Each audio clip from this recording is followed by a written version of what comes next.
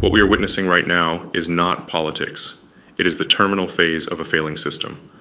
Donald Trump and the apparatus surrounding him is clearly experiencing intense pressure, and in the dark hours of the night, we saw a stunning capitulation under that very stress. Last night confirmed it. The regime is in what I call collapse mode. The immediate signal of this deep instability came from the United States Coast Guard. Just hours before, they had deliberately removed symbols of abject hatred, the swastika, the noose, and the Confederate flag, from their official list of hate symbols.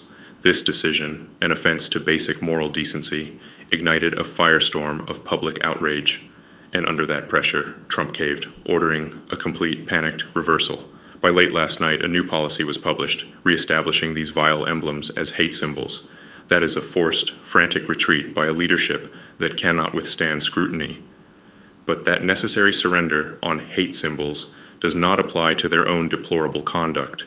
While one scandal was being clumsily patched, another was actively encouraged. We must address the appalling conduct directed at the White House press corps.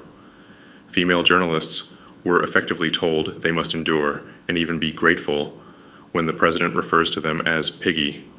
What did the president mean when he called a reporter piggy?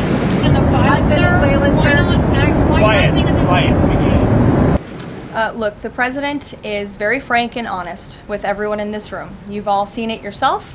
You've all experienced it yourselves, and I think it's one of the many reasons that the American people reelected this president, because of his frankness. And he calls out fake news when he sees it. He gets frustrated with reporters when you lie about him, when you spread fake news about him and his administration. But he also is the most transparent president in history, and he gives all of you in this room, as you all know, unprecedented access. You are in the Oval Office almost every day asking the president questions. And so I think the president being frank and open and honest to your faces rather than hiding behind your backs is frankly a lot more respectful than what you saw in the last administration, where you had a president who lied to your face and then didn't speak to you for weeks and hid upstairs and didn't take your questions. So I think everyone in this room should appreciate the frankness and the openness that you get from President Trump on a near daily basis. Let me be unambiguous. This is not political banter. This is the normalization of institutionalized misogyny. It shows a governmental body actively promoting the hatred of women, and the silence from mainstream media regarding this specific disgusting behavior is deafening and unacceptable. This leads us directly to the most dangerous escalation of the last 24 hours. A sitting president of the United States openly calling for the execution by hanging of Democratic lawmakers. The supposed offense. These lawmakers issued a simple, legally sound warning to our military personnel that it is their duty not to follow unlawful orders. This is a fundamental principle of military law. Yet, the president's response was to froth like a lunatic, claiming George Washington would have had them hanged for sedition.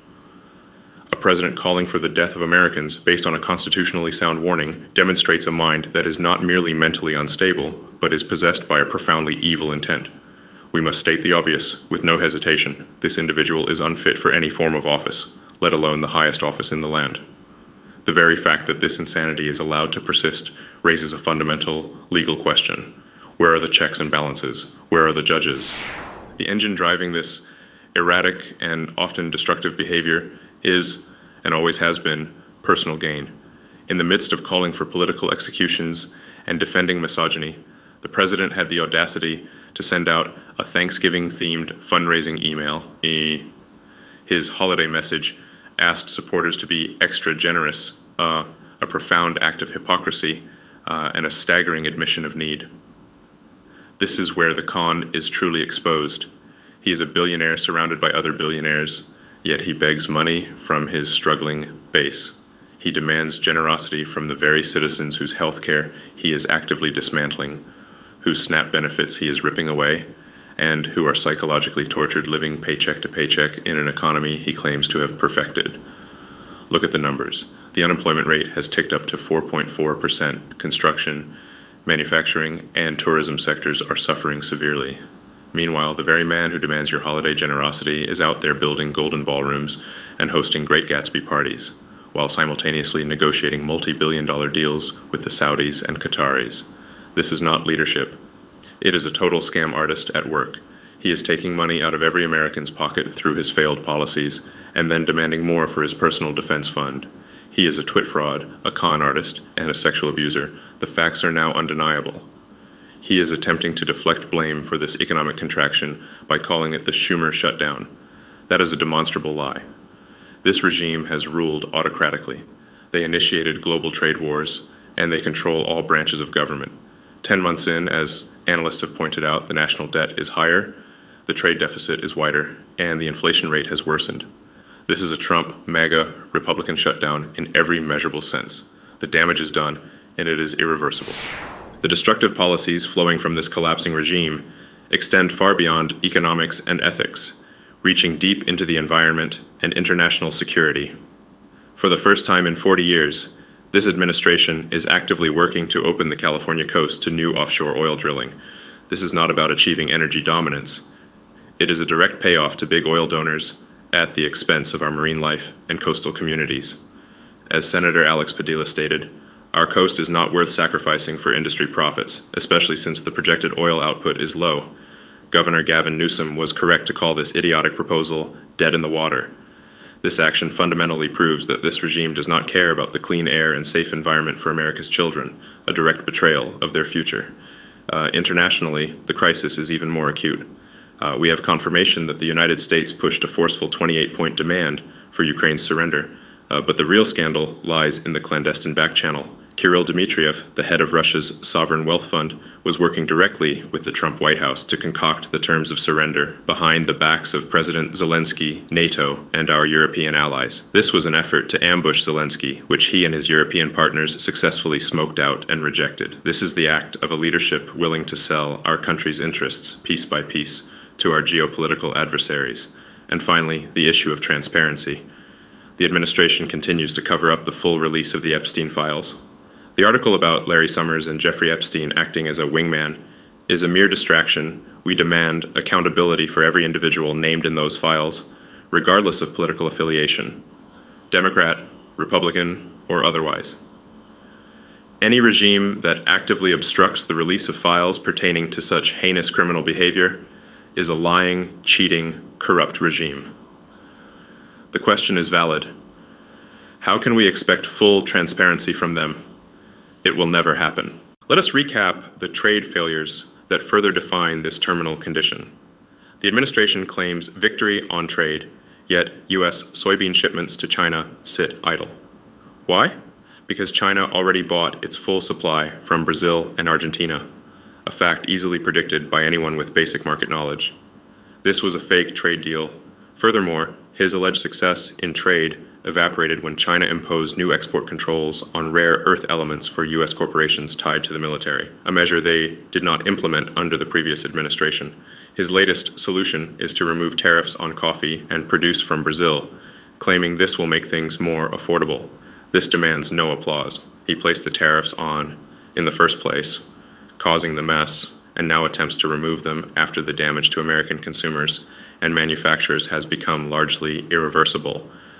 This is not a democracy operating under normal strain. This is a regime that wakes up and decides which hate symbols are acceptable on a given day.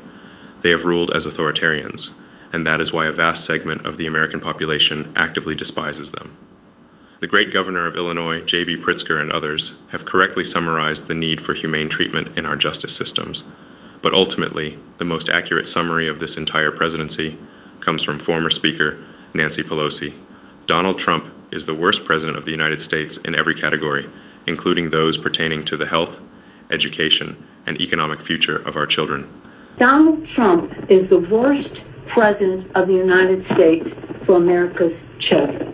The worst president American children have ever had in terms of their health, their education, the clean, safe environment in which they can thrive, including safety from gun violence, I would add, the job, economic security of their families, and a future that is fair and just in terms of yes, the planet, the air they breathe, but also the economic situation they live in. And he is giving them as a gift a $600 billion increase in the national debt for them to pay off as he takes away health care from them, takes down the Department of Education and the rest of it.